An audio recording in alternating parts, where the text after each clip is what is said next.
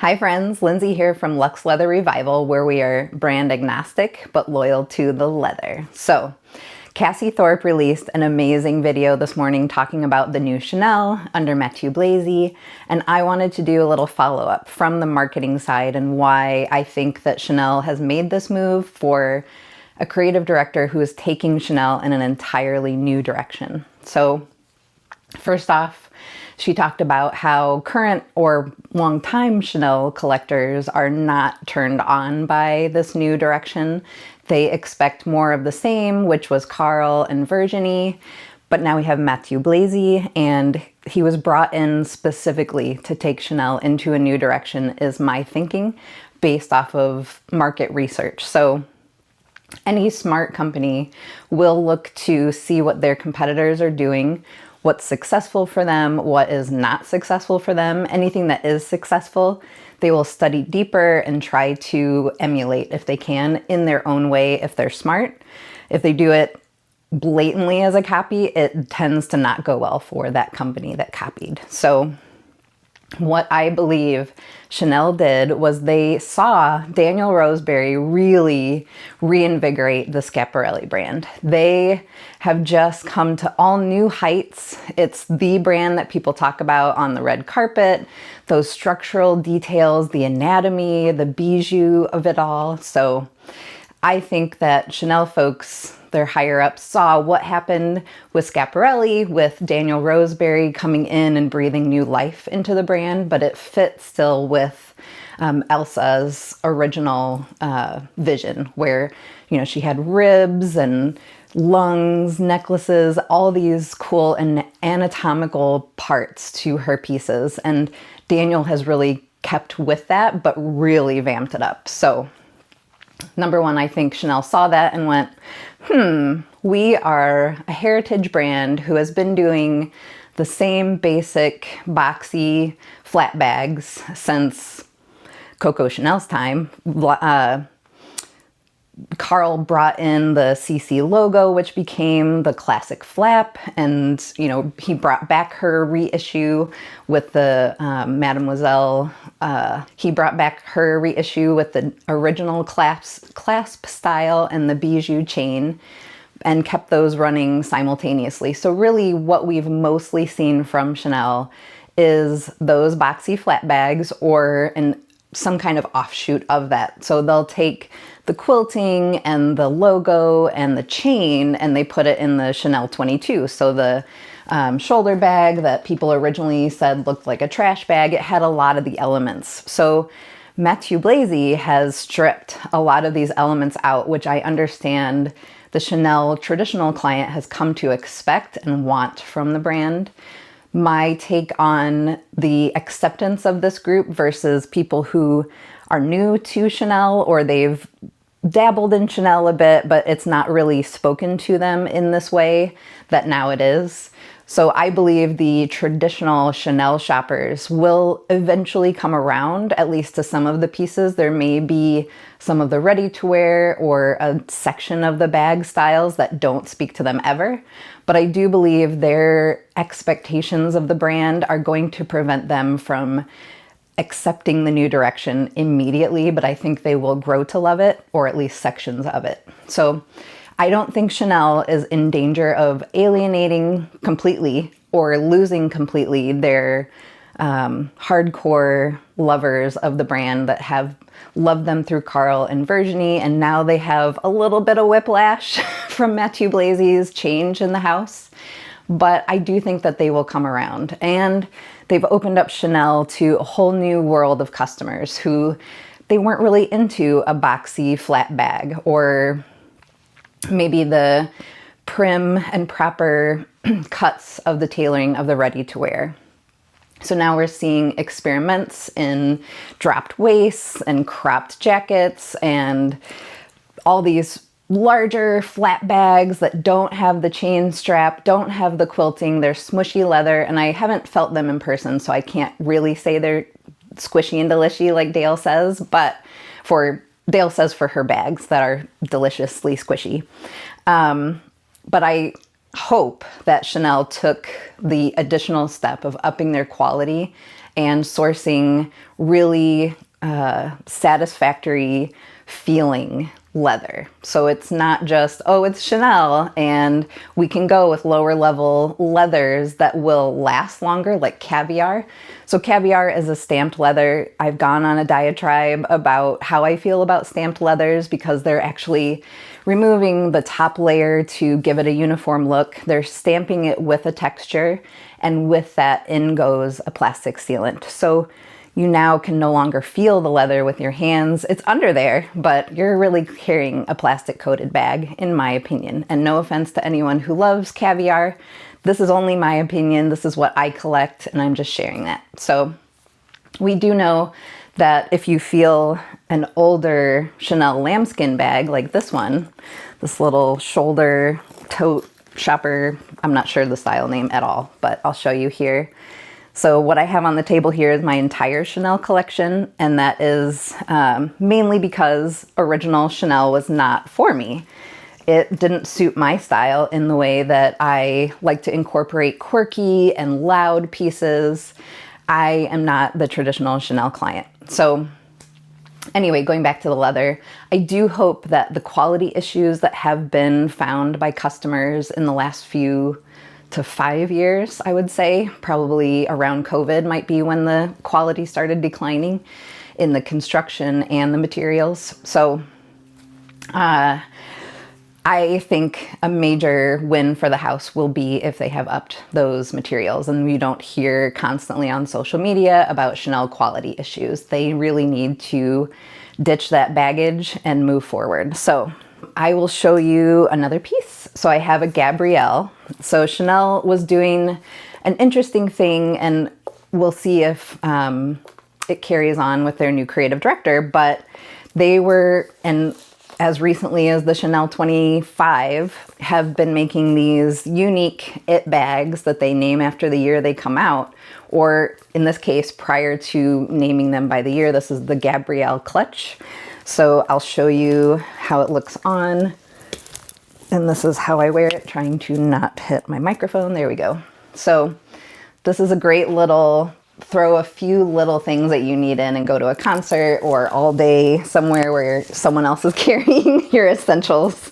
But yeah, this has the hallmarks of Chanel. It's got the chevron, it's got the chains, but it's very different from anything that I would consider Chanel. So that's why it made its way into my collection. I have this tiny little cosmetic case that I sourced from Japan, and the previous owner made holes in each side to put these little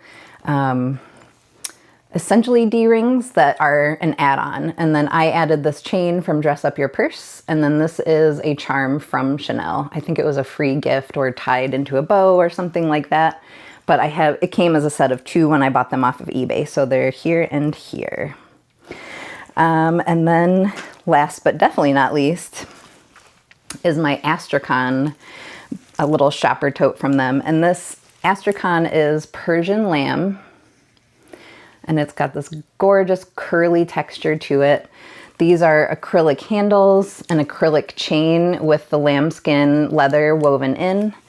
And then if we take out the stuffing, we've got Chanel. Let's see if I can get it out of there. Chanel on the back wall. We've got 2 of these. This is going to be even harder to show. There we go. 2 of these little medallions. Each one is a zipper pull, one on either side. And this is all lambskin lined. So Chanel has had some bangers for what works with my style, and now I believe there will be even more.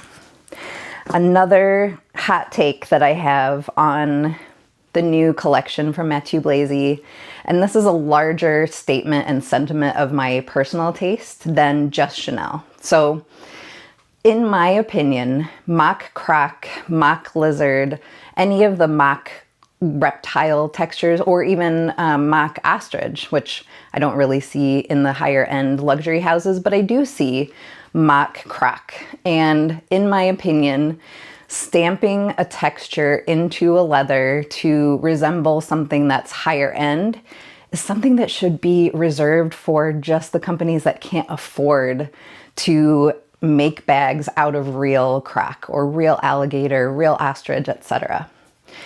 To me, having mock croc cheapens the entire brand, and that's just my opinion. I totally understand some people love the look of croc, but they don't condone the farming of the crocs for their skins, etc. How the industry brings the skins into fashion for them to use.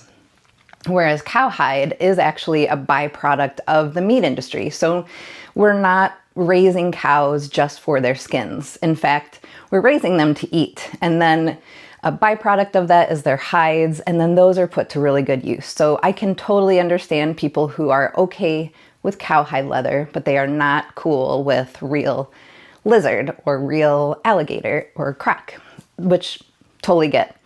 But for me, something that is mock or stamped is a lower quality than what I'm looking for. I want the real deal when it comes to alligator, croc, lizard, ostrich, etc. I am very interested in the luxury level reptile or ostrich leathers. And where I can get my hit of that without paying, you know, a mortgage on a bag is to get them on the pre-loved market. So I have another video where I showed a bunch of really cool clasps and connectors for straps. A lot of those were vintage Judith Lieber, and they're exotic. So she dealt in American alligator specifically. So when you see something that looks like it could be croc or could be alligator and you can't tell, at least with Judith Lieber's brand, I can tell you it's American alligator. And because these are vintage pieces, I don't feel the guilt of having caused that animal to be farmed for its skin. And maybe that's just something I tell myself to justify it. But that is how I feel. I feel that I'm picking up something that is no longer loved. It has an extreme amount of intrinsic value to it, to me, because of what it is, what the animal was before it was turned into a bag, etc. I have massive respect for that. So that's another hot take I wanted to add, is that to me, mock croc or mock anything should be reserved for brands that can't afford to deal in those skins and customers who can't afford to buy those skins. So it's really, it doesn't make sense to me to have them using a technique that is a pretty cool technique that someone came up with to make cowhide look like lizard or look like croc, but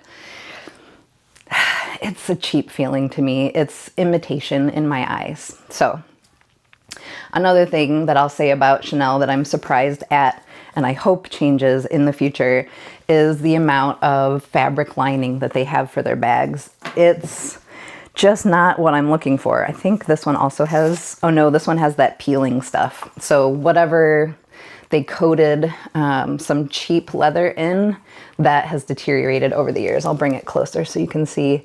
This is something else I want to learn how to probably sand off any of the texture of what's peeling and still left here, and then coat it with something else. So that's another skill I want to learn. And then I'll show you the inside of this one, which is lambskin also. So lambskin exterior, the zipper extends past the opening so you can get it nice and wide. Original dust bag. Oh, let me get my hand off of the logo. There we go. And then the stuffing, which you guys always see me throw off to the side and then I pick up later. Oh, actually, this is cowhide, but it is full leather. And then you've got Chanel on the back wall. And in this case, you have one circular medallion zipper pull and a slip pocket on the front. And yeah, this thing is so adorable. The leather is buttery soft. Oh, I just remembered I have two other Chanel bags to show you guys. I'm gonna pause the video and go get them. They are flat bags, but they're not the kind of flat bags you might expect. So be right back. I'm back. Here are my 1990s micro flaps. I'm not really sure what these are called, but each one is a shoulder strap. Thick shoulder strap, no chain, and then it's just this tiny little flap under your shoulder. So these are both lambskin, and they are insanely soft. The black one more so than the dark pink one. but I will show you both. So if you've watched my, oh, I have actually, I'm going to put this one out first. So this video will come out first, and then I'm going to put out a video I've recorded where I clean and condition 2 vintage Coach bags. One is black and one is a light blue color. And I talk about the differences in wear and being able to bring back color versus not being able to bring back color with conditioner. So stay tuned for that one, because I'm going to put this one out first since it's a carry on from Cassie's video of this morning. I want to keep it timely. So here's the dark pink one. But what I mentioned in that video that I just teased is that colored leathers tend to be less soft in lambskin, in cowskin, etc. So if you want to find out more about why that is, then just check out that video when it comes out. And please subscribe to stay connected. So it is a tiny bag. It does fit enough of my essentials that I can carry them. So this one has its card and a leather interior. And then they've made the strap so that it folds down. You could carry it like a clutch like this. So that is the extent of my Chanel collection. And trying to think if there's anything else I wanted to tell you about marketing and pricing. Oh, so Chanel has been chasing Hermes for a while now on the pricing. They're trying to be considered in the market as high quality and heritage and the luxury stories that go on with the houses, etc. They want to be on the same level as Hermes. And the reason they want that is because if you look at the financials, quarter after quarter, year after year, Hermes is growing despite whatever is happening in the economy. They are continuing to grow. So Chanel saw that and they said, exclusivity plus high price equals growth. That's Hermes's whole shtick. That's their plan.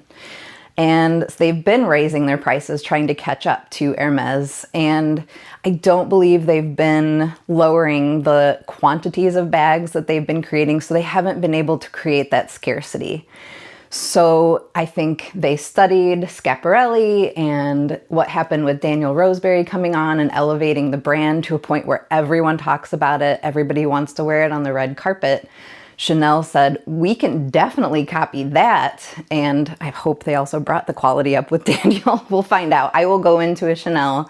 I will do my bag touching and I will tell you guys what I assess the quality of the leather to be. So stay tuned for that as well. But the raising the prices without the exclusivity and keeping the same designs for so long, you can keep pushing the price of the classic flap up. But with so many of them on the pre-loved market and so many of the pre-loved platforms having such good authentication and guarantees of authenticity, now there's so much peace of mind buying a used one. And if you're someone who feels like I do about a used piece, it brings with it an energy and a history of its own. And then you get to incorporate that into your collection. And I think that's just beautiful. So they have so many classic flaps on the secondhand market, and they've been pushing the prices up in boutique for the same bag that's now lower quality lambskin than the vintage. And I think it's only the hype that's getting those sold. People who go, well, I only buy new bags because I don't want something that's used, someone else's potentially bad juju is on it, or wear marks, etc. So, or they love the in-boutique experience so much. But for that, I say travel to a Fashion File showroom. Go check out everything you want to see at a fraction of the price, but the quality is higher, and you definitely get a boutique experience at Fashion File. So that's my little soapbox on that. And I think as far as this new direction for Chanel, I believe that they will skyrocket. They will have more it bags like that shopper tote with the embossed croc, which I wish was not embossed. It was maybe something that felt better naturally to the fingers than the coatings that they've used to turn cowhide into what looks like gator or croc. But I do think they're going to skyrocket. They're going to be able to charge the higher prices. And that's another thing. I need to go into store and see what the prices look like for Matthieu's collections versus the most recent Virginie, and kind of get a sense of, are they staying the same? Are they ratcheting up? Did they go way up to account for quality and hype and buzz? Because they definitely limited the quantity of items that they made for this collection. That way it would drive the buzz. And as Cassie said in her video, and I have that linked below so you can watch as well, there are people who are traveling the world to hit up a specific Chanel boutique because they've heard that it's in stock there, whatever item it is they're after from this collection. So I do believe this is the beginning of the hype of Chanel.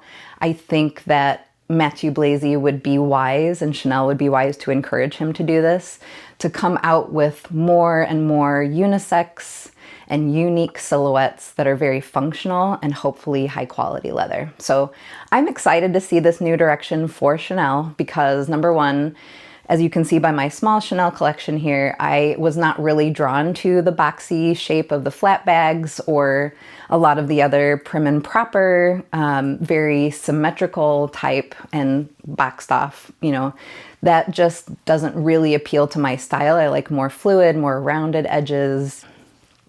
This is a direction I'm excited about. I think it's going to bring a lot of new Chanel clients into the fold, as well as eventually the folks who have expectations from Carl and Virginie style will warm up to some pieces from Matthieu Blazy and continue to buy new. I hope that was some food for thought and some interesting take on the marketing side and comparing what Chanel has done by bringing on Matthieu Blazy in a templated way of the way that Schiaparelli brought on Daniel Roseberry and his success there. So I hope you guys enjoyed. Please like and subscribe, comment. I'd love to chat with you about your thoughts on this new collection or old Chanel, or where they were going with quality, and hopefully they've picked that back up. So anything you want to chat with me about in the comments, I love to hear from you guys. So I hope you have a great rest of your day. Take care. Bye, guys.